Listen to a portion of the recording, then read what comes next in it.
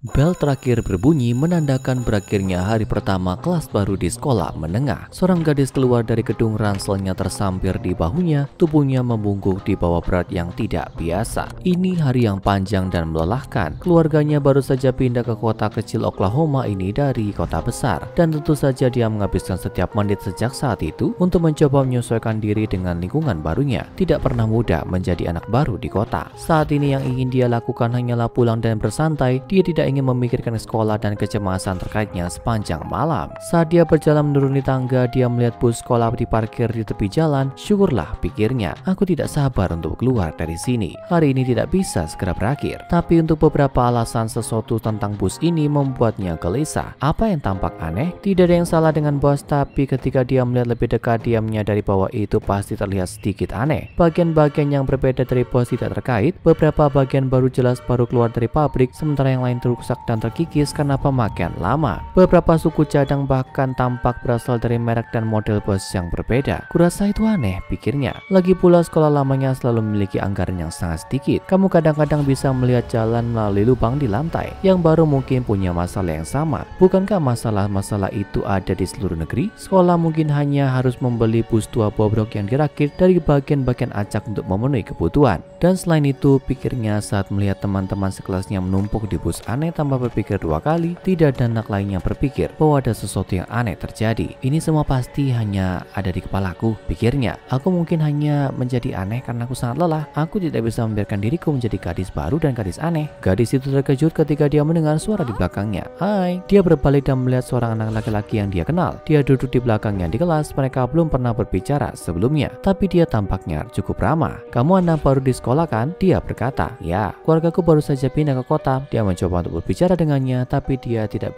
terus terganggu oleh bus aneh itu. Betul. Anak laki-laki itu melirik ke bus seolah-olah dia bisa merasakan ketidaknyamanannya dengan bus itu. Kau khawatir dengan busnya? Saya cukup gugup saat pertama kali naik, tapi saya tidak khawatir lagi. Kamu akan terbiasa dengan itu, katanya padanya.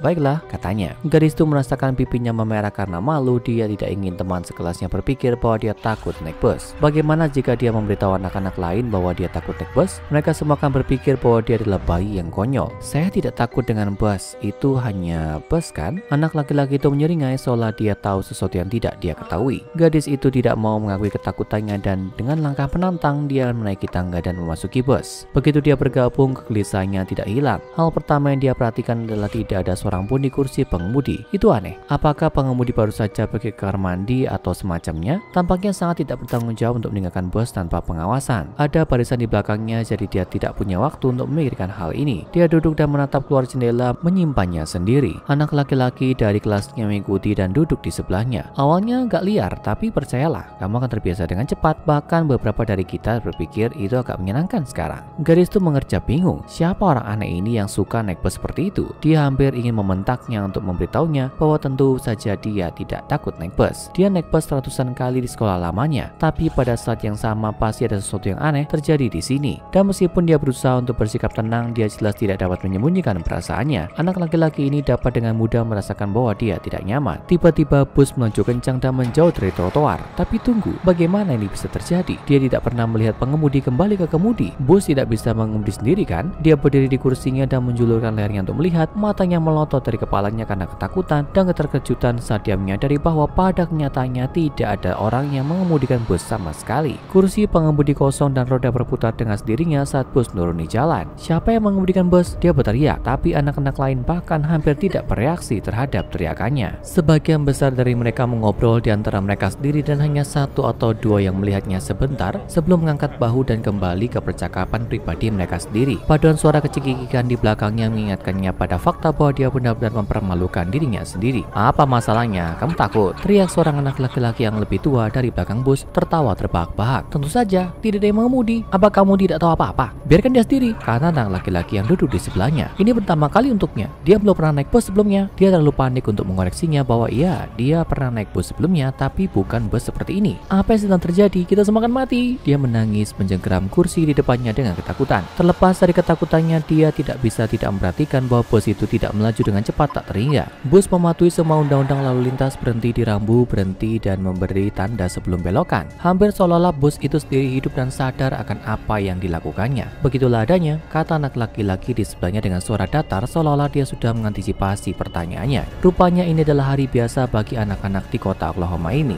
Gadis itu berpikir dia tidak akan pernah bisa terbiasa dengan bus yang mengubris diri, tapi apa yang terjadi selanjutnya akan terbukti lebih aneh lagi. Tapi kamu mungkin ingin menutup matamu untuk bagian selanjutnya, kata anak laki-laki itu. Gadis itu bertanya kepadanya apa yang dia maksud dengan itu, tapi sebelum dia bisa menjawab, dia merasakan gelombang mual aneh yang tiba-tiba menguasainya. Penglihatannya menjadi kabur dan seluruh dunia tampak goyah di hadapannya. Tapi sensasi itu berlalu dengan cepat dan semuanya dengan cepat kembali normal. Atau demikian, dia berbalik untuk melihat keluar jendela. Kota yang dilewati sudah tidak asing lagi. Dia bisa mengenali banyak bangunan yang sama yang dia lewati dalam perjalanan ke sekolah pagi ini. Tapi sekarang tampak berubah aneh. Strukturnya dalam keadaan rusak parah dengan jendela yang pecah dan pintu yang ditutup papat. Selokan penuh dengan sampah dan puing-puing dan jalan-jalan tampaknya ditinggalkan. Bus berbelok ke kiri dari sisi jalan dan gadis itu melihat sekilas balai kota di kejauhan. Dia kaget. Balai kota terbakar, asap dari api merah panas memenuhi dari jendela yang pecah. Sirene bergema di udara, langit di atas berwarna merah seram, dipenuhi awan badai yang marah dengan kilatan petir kering yang menyambar menari-nari di antara guntur. Dan dia bisa melihat corong tornado di kejauhan yang mendarat di perbukitan.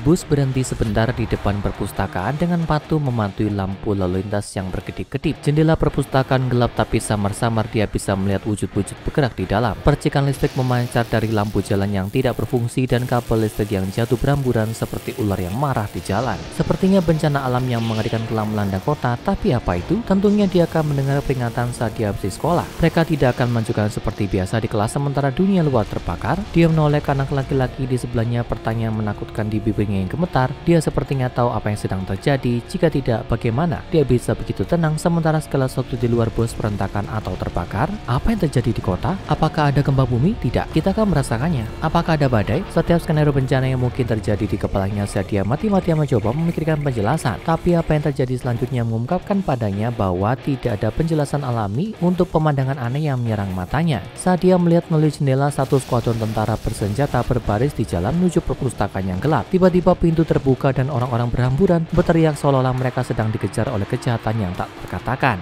Gadis itu mengira bahwa para prajurit berada di sini untuk bantuan bencana, tapi dia ngeri ketika alih-alih membantu pelanggan perpustakaan yang melarikan diri, mereka malah menembaki kerumunan. Gadis itu berteriak ketakutan, tapi anak-anak lain hampir tidak menyadarinya. Mereka terlalu sibuk berbicara atau tertawa. Seorang anak sangat tidak tertarik dengan tontonan di luar sehingga dia bermain dengan konsol game daripada menonton pembantaian yang terjadi. Bagaimana ini bisa terjadi? Apakah seluruh dunia sudah gila? Dia dipenuhi teror saat dia bertanya-tanya, apakah seluruh kota dikepung? Apakah rumahnya masih berdiri? Apakah orang tuanya aman? Kemana bus ini membawanya? Sudah kubilang bahwa kamu mungkin ingin tutup matamu, kata anak laki-laki itu di sebelahnya. Bus menunjukkan rutenya melewati segala macam pemandangan yang menakutkan. Sebuah tempat parkir telah diubah menjadi kuburan massal. Dia menyaksikan polisi berseragam membariskan warga baik pada dinding batu bata untuk eksekusi mereka secara brutal oleh regu tembak. Kerusuhan massal terjadi di taman pusat kota. Orang-orang meneriakkan kata-kata kotor dan memukul satu sama lain menjadi bubur. Sementara petugas penegak hukum bersenjata menyapu untuk meningkatkan situasi, udara kental dengan teriakan, tembakan, dan bau tubuh terbakar. Pusat perbelanjaan dibanjiri laba-laba raksasa yang mengejar pembeli yang berteriak keluar dari pintu keluar. Dia melihat tikus-tikus sebesar mobil yang berlarian keluar dari ganggang, mencengkram orang-orang secara acak dengan cakar yang tajam dan menggigit kepala mereka dengan gigi seri yang panjang dan tajam.